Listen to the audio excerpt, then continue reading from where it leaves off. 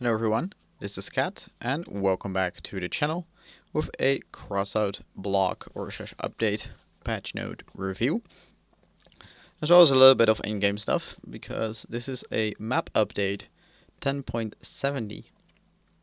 And of course, we first have the football mode.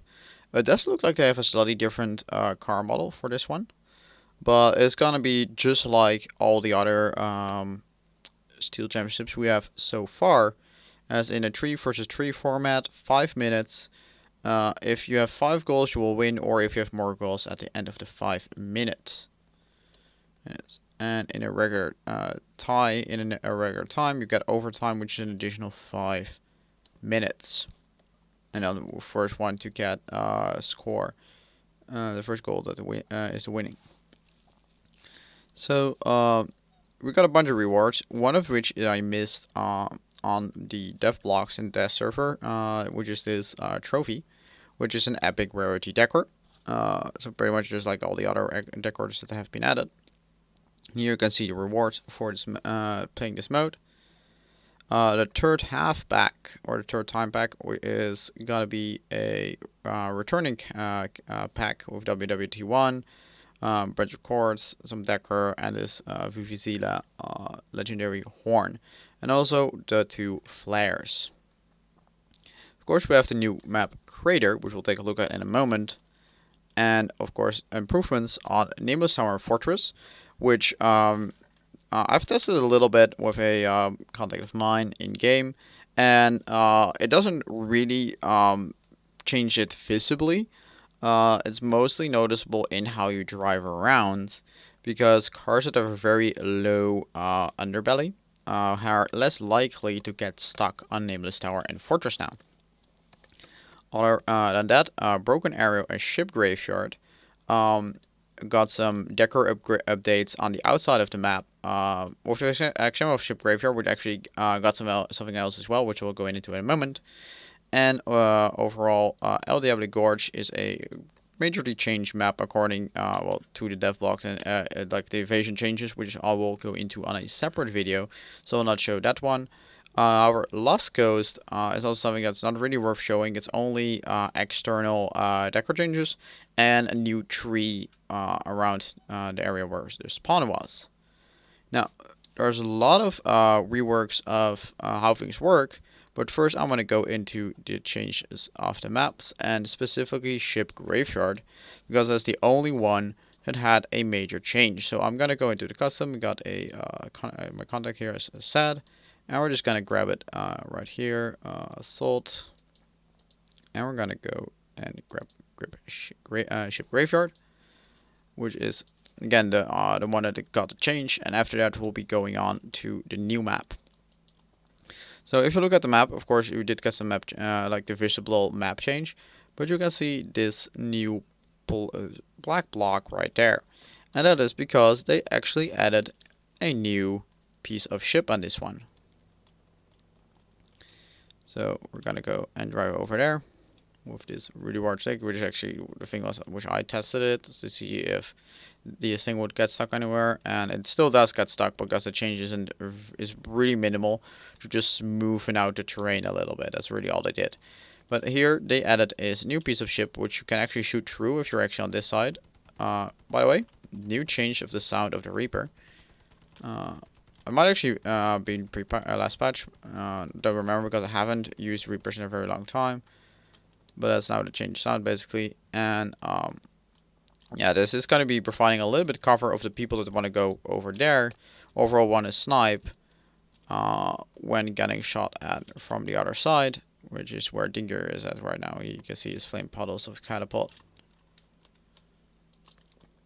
Alright, we're going to go back to the garage, and we're now going to go over to the encounter, because that is where we can find the crater map. And we're going to go apply and play to get into there. And it's a really simple map. You could it just goes downhill from the top area, and I'll go drive around from the left because the right side is fully flat, but you can actually see a little bit of the large bridge that's here, because it actually does enter the map itself, which is actually kind of interesting. This map does open up a lot of options for flanking because you can really hug the wall, and then you're relatively safe from pretty much everything. But if you try to go capture, you'll be getting shot at from pretty much all sides. Right here, you can see the hero driving over there, and I currently lost him for a moment. Oh, there he is. He was behind those rocks, so you can like again get minimum amounts of cover. But there are a lot of sniper ridges around the entire crater, which you have to watch out for. And just get these spawns and the bases in the center. You can see all the old Nomad vehicles and this space shuttle, which is a new piece of decor. And we got this little piece of ramp, which is actually rather funny because you can actually just drive on top of it. But other than that, there's really nothing interesting on the capture point. I mean, you have this rig. Uh, I'm not sure whether that's the rocket from the Arrow map. I actually think it's a new one. But yeah, you can hide on this side, I guess. But again, like you're very open from snipers. If you like, you can go more here. You can have a little bit more cover from that side, but then you're open on that side and open on that side. And kind of the trend kind of continues all through. Here we see another space shuttle, I think it is. And this one actually disconnected, which is actually kind of cool. And we do see these kind of new, very large towers, but I do not think they'll be going into the game. I think this is more or less a stationary piece of decor. That is actually a car out of separate parts that is made into one model as decoration on the map. Here you can see another one of those.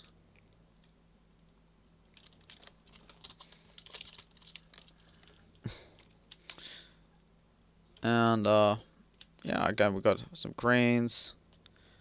Well, it does look cool. I'm not quite sure how this map will accommodate the current meta and everything. Because, well, snipers are mostly gonna dominate on this map. For overall, cannon users will love this map. Because, I mean, like, look at this view. You just drive out of your spawn, you go sit here, and you can pretty much see 80% or something of the map. And all the other people are really just, like, trying to flank around who really have a chance to do anything. Of course, you do have these ridges right here, which are the highest pieces on the map, as far as I can see. And those will again give you vantage points to counter snipe other snipers. Here we got another train as a piece of cover between our the two sides. It kind of separates it. It's not really symmetrical, but it does the job. That here from here you can pretty accurately snipe all the anyone that would be on the top ridges. Well, it wouldn't be as easy when you're on the lower parts. And that's really it for the new map. I will be playing on it, of course, on normal videos. But this is gonna be for me for the review. That's it. And now I'm going to go back to the developer blog. So of course we got a lot of in-game mechanics changes, and we got a new cabin. The cabin was on the test server, the PR test. It's called the Sprinter. It's engineers craftable.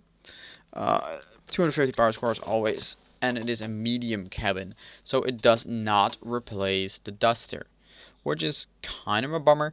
I was really hoping that this would be like the replacement for Duster, because it's the same size, pretty much the same connection points almost, similar weight, but right now slightly more, but it simply has less speed, less energy, and roughly the same durability. Like tonnage and maximum weight are hardly relevant on common cabins, because generally do not get into those maximum weight limits.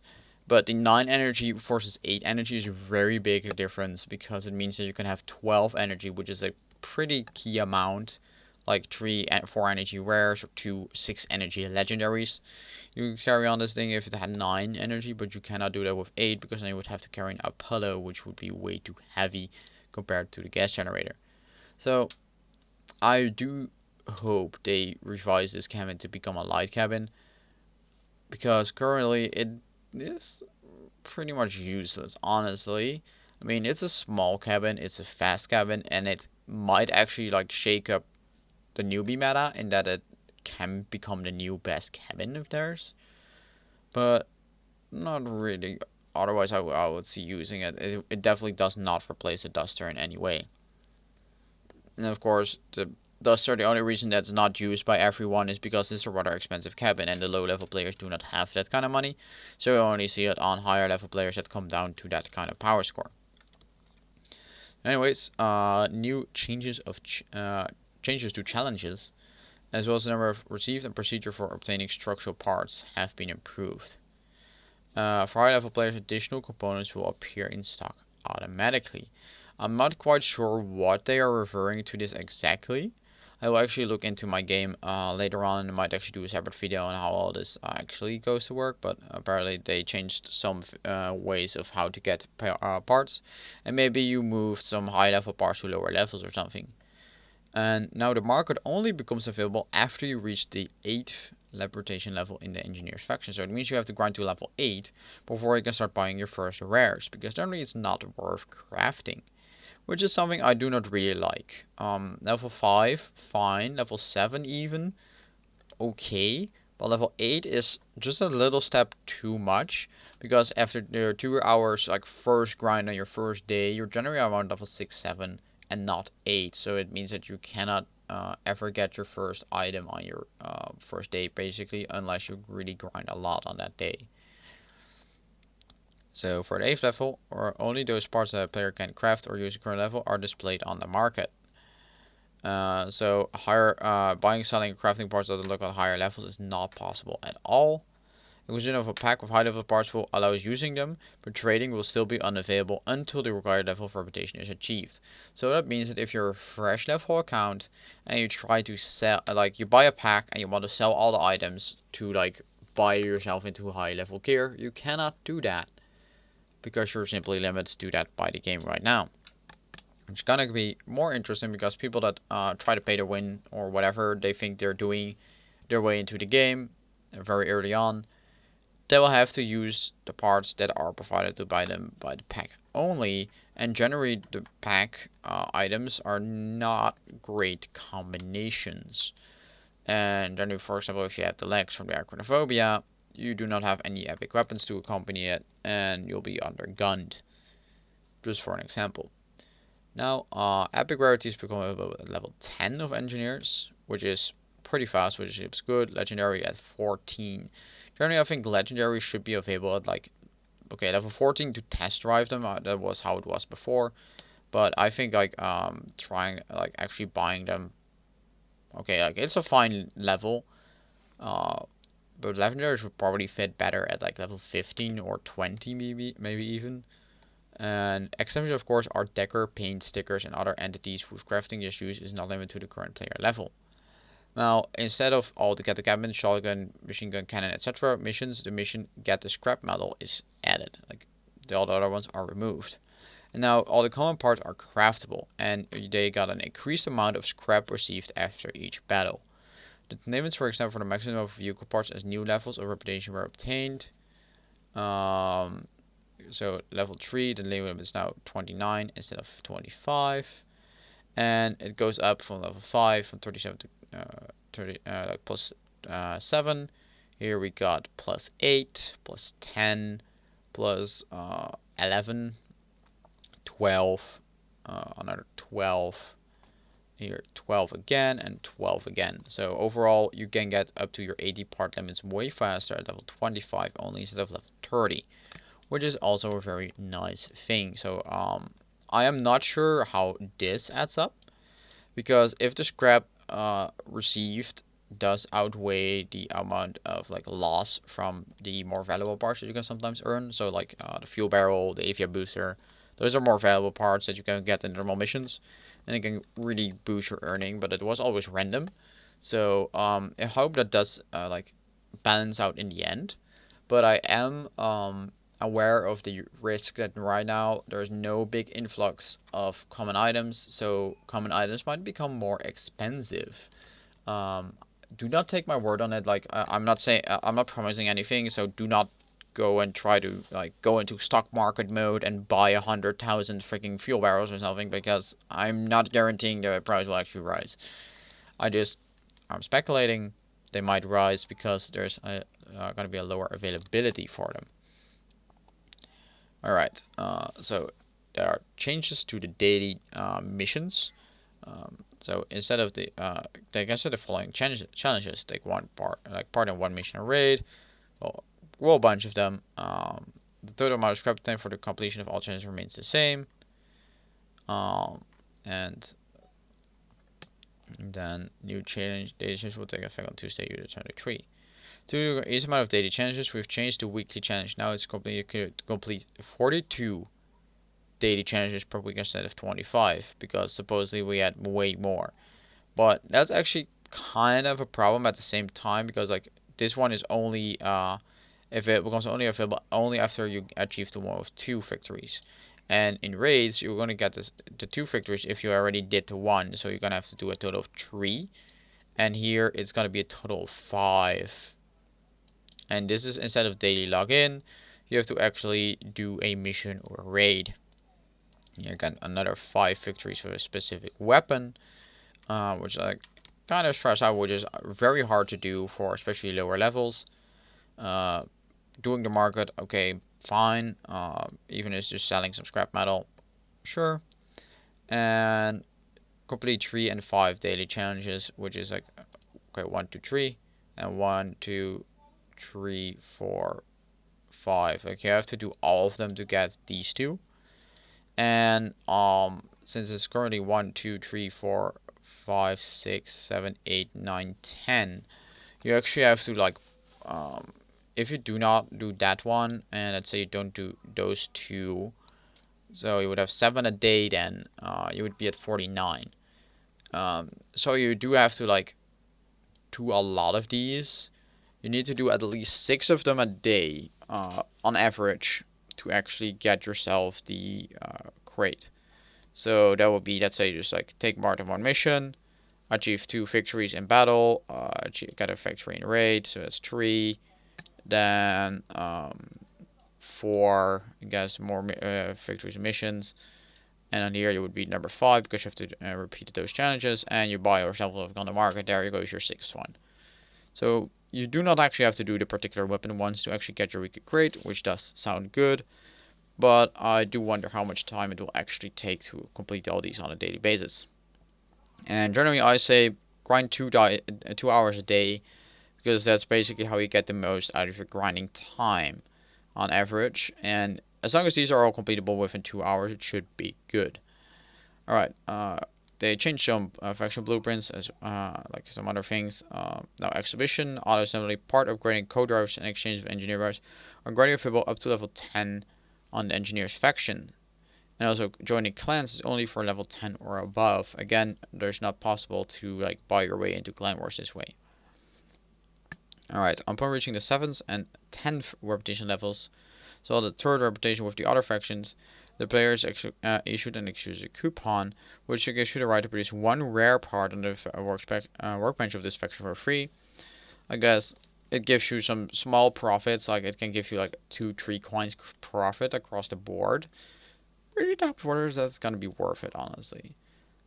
It's still a little nice touch. Not complaining about it. It's like, I'm not sure how much it's going to be worth, but freebies, we'll take it.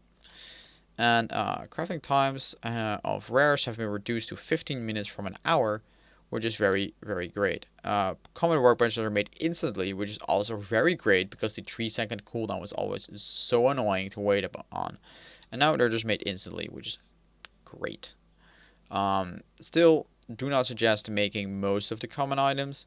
There's only a handful where I actually would say, okay, go make those. But now we're moving to each level, engineers up to 30. The stock of fuel tanks like whenever you get to a new level engineers, you automatically get your fuel filled up. So early on, if you're playing raid, you're like play raids, and then you level up, and then you immediately start doing more raids. Try to do the ones that are give you the most money. I don't actually think right now raids are actually worth more than battles, so I'm not sure how much is actually going to be effective. Also, they also get another new portrait, Wanda, from repetition level 1 with engineers.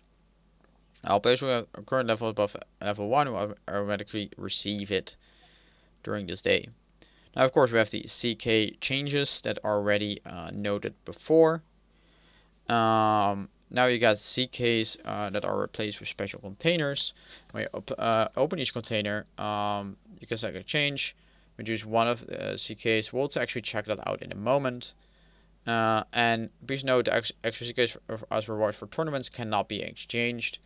And if you have to contact technical support if you actually don't get it properly.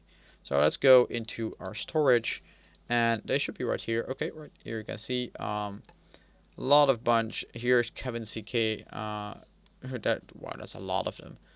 I'm not sure what they're gonna be. So let's open up a CK Guardsman. So you can choose between a bundle of 250 coins or one of these three that you already own. So I can actually click exchange for 250 coins. Overall, exchange any common CK, so you can get a bunch of commons. And then again, okay, there's 100 coins. And here's another one that's again 100 coins. Here there is another one, again 100 coins. I think these are all 100 coins. Yeah, all 100 coins. And then the specific ones like this Guardsman. Right, let's see. The Demon Exchange is great. Can give you up to 850 coins. That's not bad. Red Bird Exchange is great. 500 coins. It really sees like, okay, apparently they checked the market at the values last time or something. 500 coins for that one. Cabin CK, great. If you somehow got double of them, 500 coins. Rare CK crate, 200 coins only. It's only worth way less. Okay, I got 200. Actually, is that one for again 200.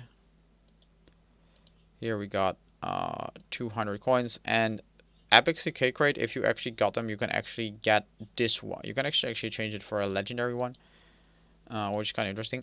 And Hinderigami, you can again change it for that one, or for 2,500 coins. Jesus, that one is actually. If you have a double Hinderigami, well, you get a free extra legendary basically, or 1,200 coins for legendary CK exchange crate, and that's gonna be basically it. I do have actually probably half an artisan's pack here, but those are all pretty nifty reimbursement amounts. I do really like that. So this seems actually pretty good change. Of course, now you only need one to apply it to any number of parts, which makes them much affordable in a way. Alright, let's go on to the next one though. Premium subscription is now the new name of the scanner. And for your convenience, new subscription options have been added 3, 7, 30, 90, or 360 days respectively. Of course, they're going to be increasing in price per types.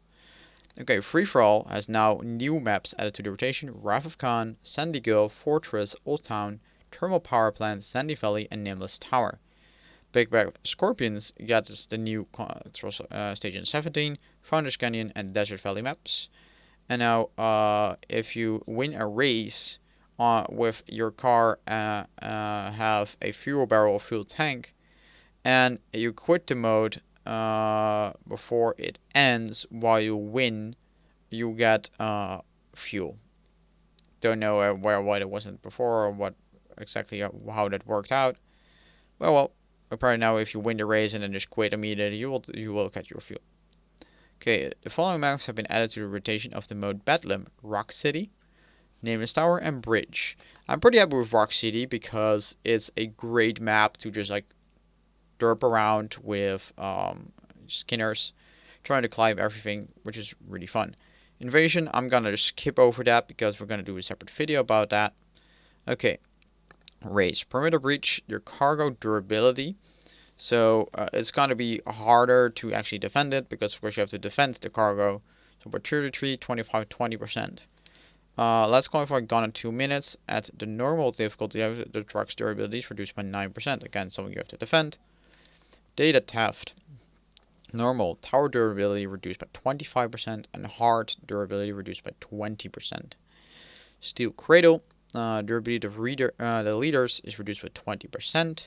Damage done by the ring leaders increased by 1.5 times. So they're more of glass cannons now because they take 20% more damage. Well, 25% more damage, basically, and damage done is again 1.5 times. Combat battles reduce the duration of the intro. The player is now no longer shown his own team members. New parts reward for effective actions in overtime in clan battles as well. Kind of interesting changes there. And now some really small changes here. Upgrades and tonnages and maximum weights for the ghost and power. How the perk has been changed as mentioned before. Get some smaller damage bonus but a larger radius. Corvo got a firing range increase. I mean, you were pretty much able to shoot it as fast as you could anyways. And they're going to actually increase by 10%. It's also really nice because it's going to be more of a degunning weapon. It's also going to be a really fun weapon to run on Leviathans because they can fire them perfectly in terms of firing speed. Might actually be somewhat obnoxious, but it can be maybe a bit fun. Quasar is getting a change of physical model. I will actually check that because I have not checked whether that's actually visual model or hitbox model. So I'll just check it right here. And it does seem like it's going to be hitbox model because it's right there and it still looks the same. Arbiter, faster maximum bonus on the damage perk, really nice. Weapon, Reaper got a durability buff, also really nice. The Hammerfall.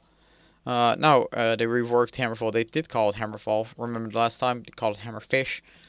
Now they're probably naming it Hammerfall again. And again, just like the Devblock review, they changed the perk, and they only give you one charge instead of 2 charges. But 2 charges wasn't really needed anyways. Alright, Pulsar is getting a reload time increase by 11% from 4.5 to 5 seconds.